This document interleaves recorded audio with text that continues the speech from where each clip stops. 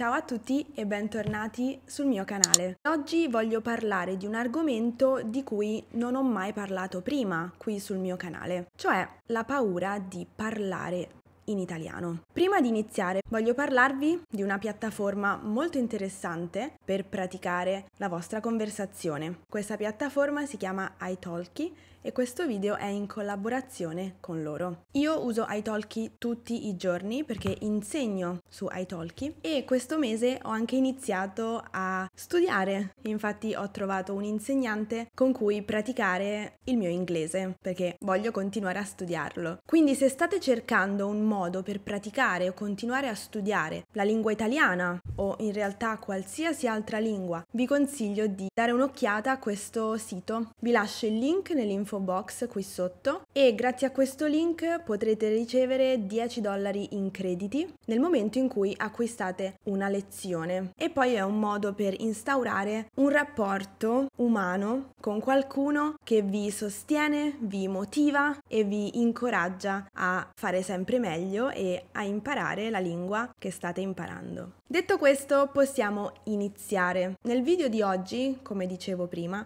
voglio darvi alcuni consigli per superare la paura di parlare in italiano. Vi dico subito che è normale avere paura di confrontarsi con un'altra lingua straniera. Tutti abbiamo provato questa paura di parlare, anche io a volte ho paura di parlare inglese perché ho paura di essere giudicata, ho paura di non essere capita, quindi i motivi di questa paura sono tanti, ma sono anche normali perché noi stiamo parlando in una lingua che non è la nostra. Vi dico che avere paura di parlare è normale. Ok? Quindi partiamo da questo presupposto. Cerchiamo di analizzare la situazione. Qual è la cosa peggiore che potrebbe accadere se parlo e sbaglio?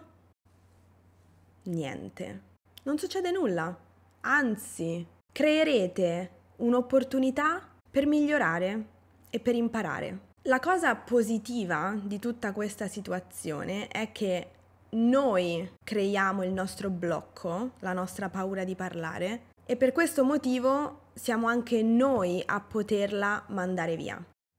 Adesso voglio darvi alcuni consigli per sentirvi più a vostro agio quando parlate, però dovete sapere che l'unico modo per superare la paura di parlare è parlare. Quindi più parlate e più sarà facile per voi parlare. Purtroppo non c'è nessuna bacchetta magica per mandare via la paura di parlare, però ci sono alcuni modi per agevolare le vostre conversazioni. Quando siete da soli a casa, provate a parlare a voce alta con voi stessi, oppure a leggere a voce alta, oppure a ripetere a voce alta qualcosa che ascoltate. Questo aiuterà il vostro cervello ad abituarsi alla vostra voce in un'altra lingua. Siate più morbidi con voi stessi. Avete deciso di imparare una lingua. State lavorando per imparare questa lingua e quindi permettetevi di sbagliare. La paura di sbagliare non può bloccare il vostro percorso. Avete fatto così tanto, siete bravissimi che imparate da soli l'italiano e quindi non abbiate paura di parlare e di sbagliare perché questo blocca il vostro percorso. Poi il terzo consiglio che posso darvi è quello di cercare un amico o un partner linguistico online oppure di persona. Ci sono tantissimi strumenti per praticare la conversazione su internet ma anche di persona e di questo parleremo nel prossimo video. Vi darò una lista di siti web, strumenti, app,